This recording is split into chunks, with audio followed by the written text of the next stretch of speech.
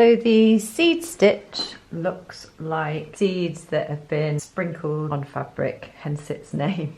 All you do is you just bring your needle up through. I'm using felt fabric and I'm just going to use some small straight stitches, and I'm just going to be changing the direction of the stitches. So I'm trying to do roughly the same sort of size stitches, but I'm just changing whereabouts I'm putting them, and I'm doing roughly even sort of spaces. You can play around with the length of the stitch, but for this little sample I'm going to try and keep the straight stitches quite similar, so I'm just randomly placing them.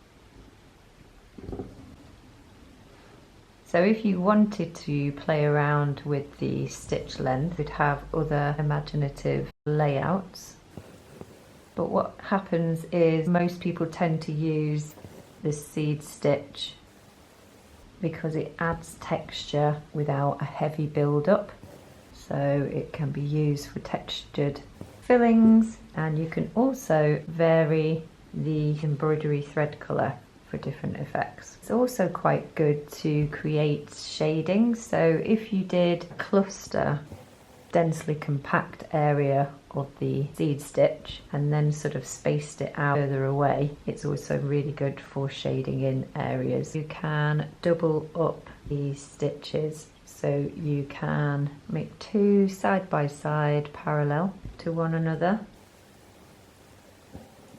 and then you can also do the same with the direction of the stitch going a different way, so horizontally over this way.